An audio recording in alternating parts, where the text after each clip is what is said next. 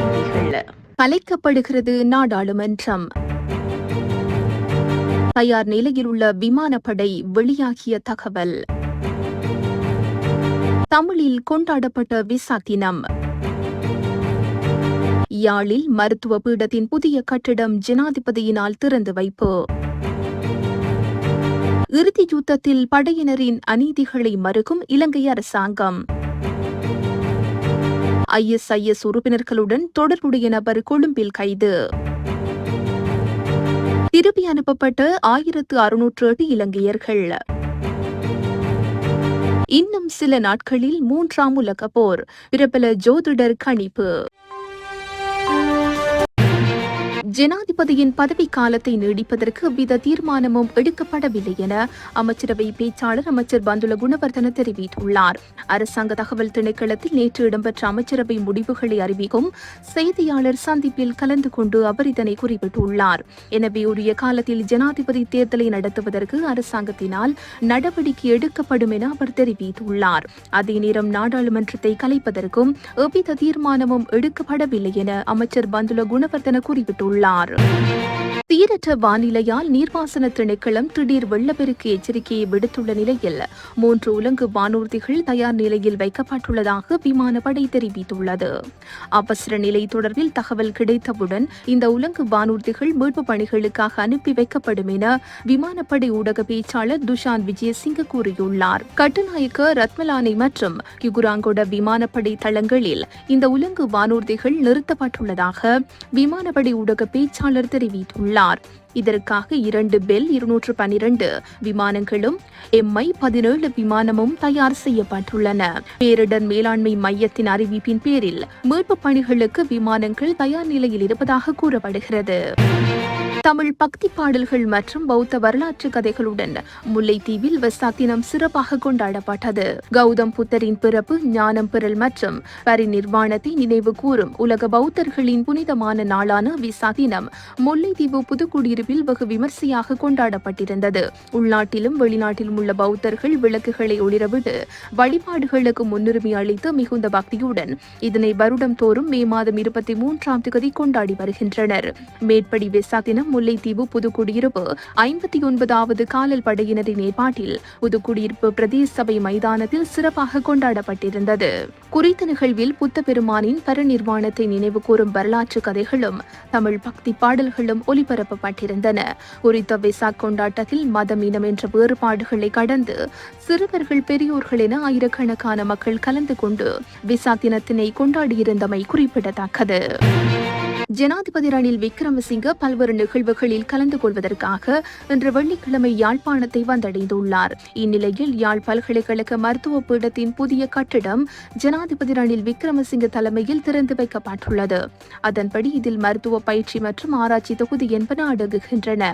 மேலும் 942 மில்லியன் ரூபாய் செலவில் யாழ் பல்கலைக்கழகத்தில் 46 வருடங்களின் பின்னர் புதிய கட்டிடம் ஒன்று நிர்மாணிக்கப்பட்டுள்ளமை குறிப்பிடத்தக்கது.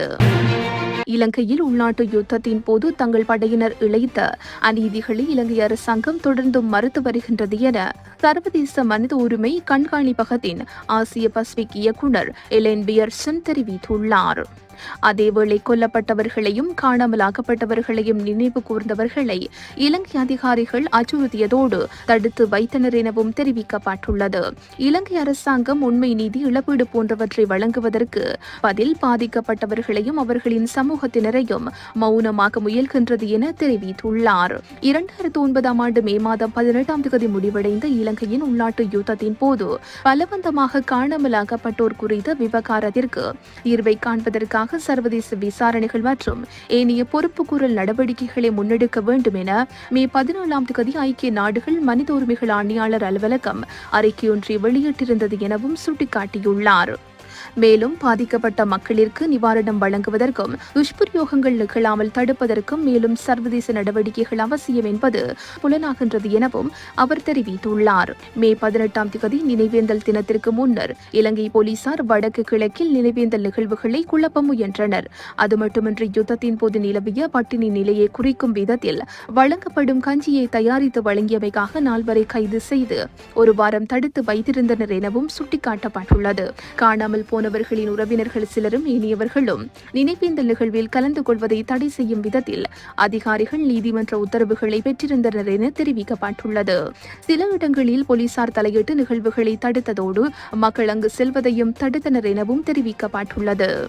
இந்நிலையில் ஐக்கிய நாடுகளின் புதிய அறிக்கையில் முன்வைக்கப்பட்டுள்ள பரிந்துரைகளை இலங்கை அரசாங்கம் உடனடியாக நடைமுறைப்படுத்த வேண்டும் என சர்வதேச மனித உரிமை கண்காணிப்பக அறிக்கையில் பரிந்துரைக்கப்பட்டுள்ளபடி வலிந்து காணாமலாக்கப்பட்டமை இலங்கையில் இடம்பெற்றது என்பதையும் அதன் அளவையும் ஏற்றுக்கொள்ள வேண்டும். உடனடியாக நம்பகத்தன்மை மிக்க விசாரணைகளை முன்னெடுக்க வேண்டும். பாரிய மனித புதைகுழிகளை அகழ்வதற்கு சர்வதேச தொழில்நுட்ப உதவியை பெற்றுக்கொள்ள வேண்டும் எனவும் வேண்டுகோள் விடுத்துள்ளார். இலங்கை அரசாங்கம் ஒரு சுதந்திரமான வழங்குரைஞர் அதிகாரத்தை ஏற்படுத்த வேண்டும். பயங்கரவாத தடை சட்டம் உட்பட துஷ்பிரயோகங்களிற்கு வழிவகுக்கும் அனைத்து சட்டங்களையும் நீக்க வேண்டும் எனவும் சர்வதேச மனித உரிமை கண்காணிப்பகம் வேண்டுகோள் விடுத்துள்ளது. ஐக்கிய நாடுகள் மனித உரிமை ஆணையாளர் அலுவலகம் முன்வைத்துள்ள பரிந்துரைகளை வெளிநாட்டு அரசாங்கங்கள், ஐக்கிய நாடுகள் அமைப்புகள் நடைமுறைப்படுத்த வேண்டும் எனவும் சர்வதேச மனித உரிமை கண்காணிப்பகம் வேண்டுகோள் விடுத்துள்ளது. பாதிக்கப்பட்ட மக்களிற்கு கடும் வேதனையையும் துன்பத்தையும் ஏற்படுத்தும் வலிந்து காணாமலாக்கப்பட்ட வரலாற்றை இலங்கை கொண்டுள்ளது என தெரிவித்துள்ள சர்வதேச மனித உரிமை கண்காணிப்பகத்தின் ஆசிய பசிபிக் இயக்குநர் எலைன் பியர்சன், இது நாட்டில் மேலும் துஷ்பிரயோகங்கள் நிகழும் ஆபத்தை ஏற்படுத்துகின்றது எனவும் குறிப்பிட்டுள்ளார். இலங்கையின் பொறுப்புக்கூறல் செயல் திட்டத்திற்கான ஆணையை செப்டம்பர் அமர்வில் ஐக்கிய நாடுகள் மனித உரிமை பேரவை புதுப்பிப்பது மிகவும் அவசியம் என தெரிவித்துள்ள அவர், அந்த குற்றங்களிற்கு காரணமானவர்களை நீதியின் முன் நிறுத்துவதற்கு உலகெங்கிலும் உள்ள வழக்குரைஞர்கள் இந்த ஆதாரங்களை பயன்படுத்துவது அவசியம் எனவும் தெரிவித்துள்ளார். இந்தியாவில் கைது செய்யப்பட்ட ISIS உறுப்பினர்களுடன் தொடர்பில் இருந்த ஒருவரை குற்றப்புலனாய்வு பிரிவினர் கைது செய்துள்ளனர். கொழும்பு மாளிகாவதையில் வைத்து குறித்த சந்தேக நபர் கைது செய்யப்பட்டுள்ளதாக குற்றப்புலனாய்வு பிரிவு தெரிவித்துள்ளது. கடந்த 19ஆம் தேதி இரவு இலங்கையிலிருந்து கட்டுநாயக்க விமான நிலையம் ஊடாக இண்டிகோ ஏர்லைன்ஸ் விமானத்தில் ISIS உறுப்பினர்கள் 4 இந்தியாவிற்கு சென்றுள்ளதாக போலீசார் குறிப்பிட்டுள்ளனர். இந்திய பாரதிய ஜனதா கட்சியின் தலைவர் யூதர்கள் மற்றும் கிறிஸ்தவர்களை இந்த பயங்கரவாதிகளின் இலக்கு என இந்திய ஊடகங்கள் செய்தி வெளியிட்டுள்ளன. சட்டவிரோதமாக மலேசியாவுக்கு சென்ற 1608 இலங்கையர்கள் மீண்டும் இலங்கைக்கு திருப்பி அனுப்பப்பட்டுள்ளதாக மலேசியாவில் உள்ள இலங்கை உயர்ஸ்தானிகரகம் விடுத்துள்ள அறிக்கையில் குறித்த விடயம் குறிப்பிடப்பட்டுள்ளது. இதன்படி கடந்த மார்ச் மாதம் 1ஆம் தேதியிலிருந்து ஏப்ரல் மாதம் 30ஆம் தேதி வரையிலான 2 மாத கால பகுதியில் குறித்த 1608 பேரும் இலங்கைக்கு திருப்பி அனுப்பப்பட்டதாக தெரிவிக்கப்படுகிறது. மலேசிய அரசாங்கத்தின் புலம்பெயர்ந்தோரை திருப்பி அனுப்பும் திட்டத்திற்கு அமைய இந்த செயற்பாடு மேற்கொள்ளப்பட்டுள்ளது. 3வது உலகப் போர் உருவாக்க வாய்ப்பிருப்பதாக வல்லுநர்கள் பலரும் கணித்துள்ள நிலையில் இன்னும் சில நாட்களில் அது சாத்தியம் என தற்போது இந்திய பிரபல ஜோதிடரும் கூறியுள்ளமை பரபரப்பை ஏற்படுத்தியுள்ளது. இந்தியாவின் அரியானாவைச் சேர்ந்த பிரபல ஜோதிடரான குசால் குமார் என்பவரே 3ஆம் உலகப் போர் தொடங்க உள்ளதாக கூறியுள்ளார். ஏற்கனவே பாபா வாங்காவா உள்ளிட்டவர்கள் கணித்த கணிப்புகள் அப்படியே நடைபெற்று வருவதாக சமூக வலைதளங்களில் பரபரப்பாக பேசப்படுகிறது. இந்நிலையில் இன்னும் சில வாரங்களில் 3வது உலகப் போர் தொடங்க வாய்ப்புள்ளதாக இந்தியாவைச் சேர்ந்த பிரபல ஜோதிடர் ஒருவர் கணித்திருப்பது தற்போது பேசுபொருளாக மாறியுள்ளது. இது தொடர்பாக இந்திய ஜோதிடர் தனது வலைதள பக்கத்தில் கூறியிருப்பதாவது, 2024ஆம் ஆண்டு உலகெங்கிலும் நடைபெறும் போர் பதற்ற நிலைகளே இதை கணிக்கக்கூடியதாக உள்ளது. கொரியா நாடுகள், சீனா, தாய்வான், மத்திய கிழக்கு போன்ற போர் பதற்றம் உள்ளிட்ட செய்திகளும் ஸ்டேல் காசா போரும் இதற்கு உதாரணமான கணிப்பை தருகின்றன. அது மட்டுமல்லாமல் மத்திய கிழக்கு மற்றும் உக்ரைன், ரஷ்யா போர் உள்ளிட்டவையும் நேட்டோ நாடுகளின் கோபமும் வெளிப்படும். சில நாடுகளில் ஆட்சி அதிகாரம் பெற்ற சிலர் பெரும் கவலைக்குரிய சூழ்நிலையை எதிர்கொள்வார்கள். சிலர் கடுமையான உடல்நிலையால் பாதிக்கப்படலாம் அல்லது ராஜினாமா செய்ய நேரிடலாம். அதே நேரத்தில் இன்னும் சில நாடுகளில் அரசியல் எழுச்சி ஏற்படலாம். இத்துடன் இன்றைய பிரதான செய்திகள் நிறைவு பெறுகின்றன. உச்சி மீது வானிடிந்து வீழுகின்ற போதிலும்